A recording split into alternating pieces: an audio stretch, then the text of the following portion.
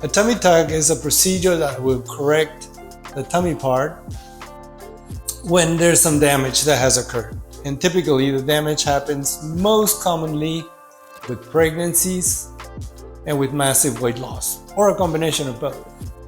And so what happens is the skin of your tummy is not nice anymore, it's not draping nicely, and it's excessive, and sometimes it's damaged by stretch marks. Most of the damage usually happens in the lower half of the tummy, so the tummy tuck is ideal to correct that. Now, people that have pregnancy sometimes also have damage to their abdominal muscles. So the abdominal muscles separate, and therefore you cannot keep a tight or flat tummy. It just bulges without control.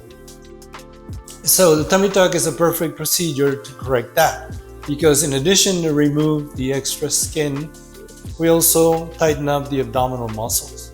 Some people experience benefits that go beyond the flatness of the tummy, such as they don't lose urine, they develop better competence there, and things like that. So we don't prescribe necessarily the tummy tuck for that, but it's a side effect that is very appreciated.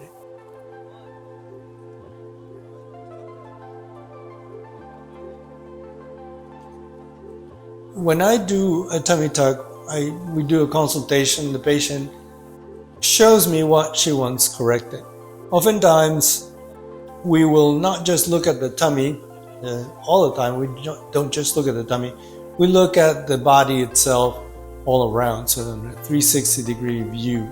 And oftentimes, the changes that led to the tummy needing a tummy tuck, there's always changes that are going to happen in the back side, which can be corrected at the same time, and it complements the result of a tummy tuck. You can really sculpt back a body back to their previous contour before children by doing all these procedures. And typically, you're going to hear that one of the most requested procedures is the BBL, or the Brazilian butt lift. So that complements very well a tummy tuck or abdominoplasty, because you're going to remove fat from areas of the tummy and the lower back and the upper back, and you can put all that fat to good use by transplanting it to the buttocks and giving the buttocks an enhancement at the same time.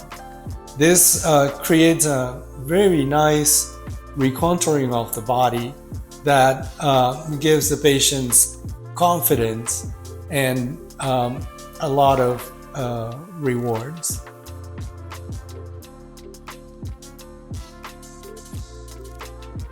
So tummy tuck is a rather involved procedure. I mean, a plain tummy tuck may take 3.5 hours. Tummy tuck with liposuction may take more, like 5 hours, sometimes 6 hours, depending on the amount of work to be done. The ideal patient for a tummy tuck is somebody that has a reasonable body weight proportion, that's weight and height proportion, and therefore you can accomplish a significant improvement with a limited amount of intervention.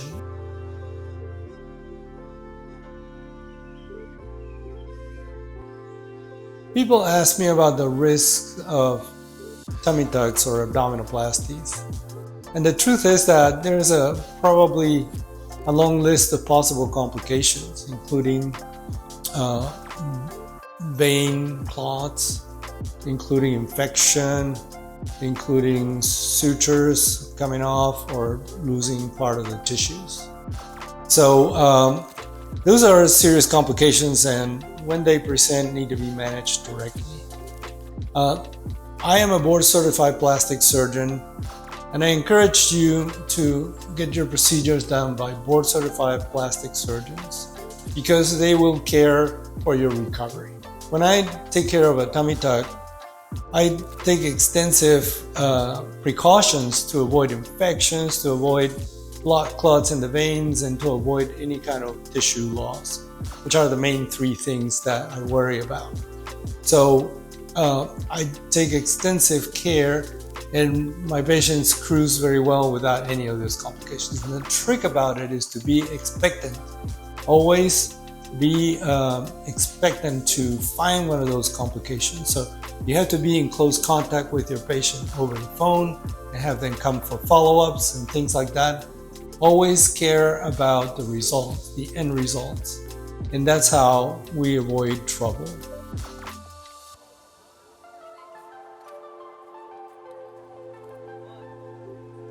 The recovery of a tummy tuck is a little bit longer than breast surgery.